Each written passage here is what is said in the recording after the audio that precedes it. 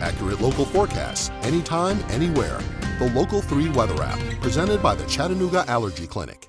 Local Sky 3, bringing you the big local news from unique views.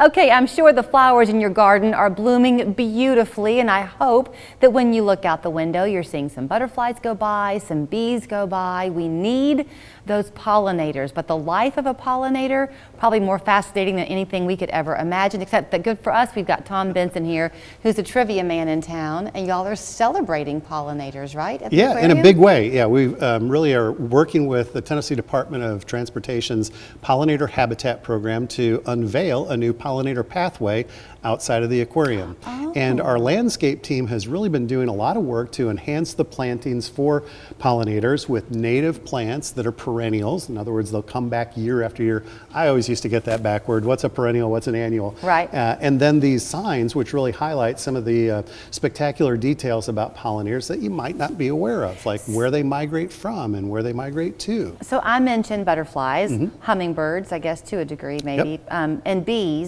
but there are so many other pollinators too. Yeah, just focus on bees for a minute, because I think the first one that pops into everybody's mind is either the bumblebee or the European honeybee, which is actually an introduced species that was brought into the United States. It was designated as Tennessee's state agricultural insect in 1990, so people are really familiar with that. But in the United States alone, there are 4,000 different species of bees. So they cover a lot of different roles in our environment, and they're all important. Getting back to the agriculture aspect, you know, pollinators are responsible for pollinating about 100 agricultural crops that we use for food. So when you think about it, 1 out of every 3 bites of food, you can thank a pollinator for making that happen. And they're just very important. So there's a lot of things that we can do around the house to encourage more pollinators to come and thrive. So with these gardens that are planted and being planted, are y'all taking care of them in a certain way? Because you want to make sure that the bees, when they come to pollinate, don't get sick. Yeah, absolutely. And that's an important point, because this is also a water story, right? If we're doing our best to create these habitats for pollinators in our backyard, and again, this could be as simple as if you live in an apartment or a condominium, having some planters out on your patio. This can be done on all kinds of scales. But yes, if you want to make sure that you're not doing fertilizers and pesticides on your yard, and if you are, make sure you're using those very, very sparingly. There's a lot of Facebook groups out there right now that are about pollinators and native gardening, and they're super popular. There's thousands and thousands of people that are getting that information. And just yesterday I saw one where there was some weeds that were being sprayed, not right in the yard, but it got into the milkweed and killed the milkweed. But that would also impact the monarchs as they were coming to use that plant to lay their seeds for the caterpillars to go through their life cycle. Okay, I'm curious about something though, because you know I know a thing or two about plants.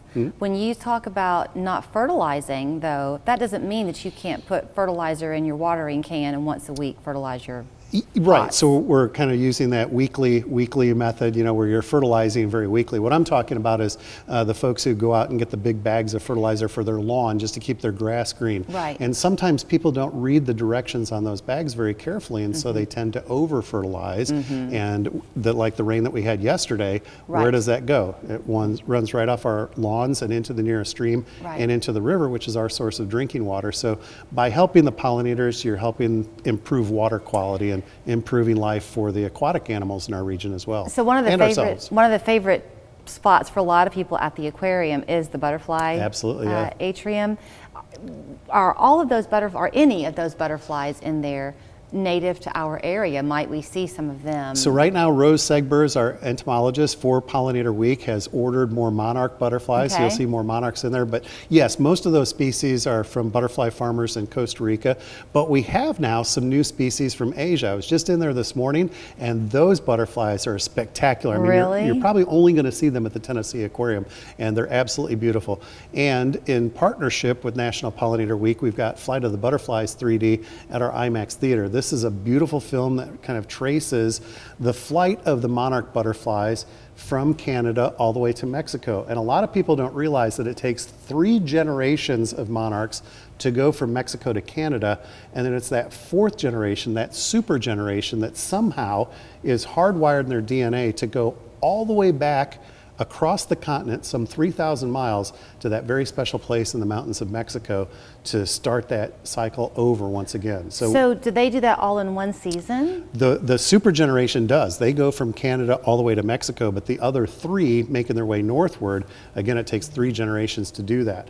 So right here in the Tennessee Valley, we're lucky because we get those monarchs coming and going. The ones that are coming through in October, those are the super generation. Those are the ones that are flying southward through the Tennessee Valley all the way down to Mexico. And this story is sort of that scientific journey of Dr. Fred Urquhart, the researcher who spent 40 years trying to unlock that mystery that nobody knew for such a long time. Where do butterflies go? And he found that very special place with a National Geographic team. So, okay, I'm a literal person, but you're talking about 3 generations of the butterflies. Yep. What is the generation span for a monarch butterfly? It's anywhere from a few months to just several weeks. So they Okay. they come out of the mountains, they start making their way northward, they're laying those eggs. They have to have that important habitat, and so that's why these little butterfly gardens, if everybody were just to dedicate a yard of their yard, think of how much habitat that could provide if you're planting some milkweed and some perennial native plants. Yeah, coneflowers and that. Yeah. So does that mean, though, that the 4th generation that flies back to Mexico, do they live longer than the other ones? I'm not We sure have to of, watch but the movie? You have to watch the movie to be sure. But it is very unusual that somehow this animal that weighs less than a penny has that map encoded in their brain somehow, and they yes. can make that trip all the way. You know what else is amazing? I'm going to mark this day. I've known you for a lot of years. I've never asked you a question until today Stumper. where you responded with, I don't know. I don't know for sure. I feel I might have to go buy a lottery ticket. Okay, go to the Tennessee Aquarium. The IMAX film is here for how long? Through Thursday. And then this weekend we've got some special giveaways. Members can go to the member entrance and get stickers and seeds, native seeds that were collected at the aquarium. Yeah. We're tracking where those people pick them up. So we create a map and show you how far those seeds were dispersed later on. So I think Very that'll be a nice. fun follow-up to Pollinator Week this year. All right, so even though Tom is always here with his aquarium hat,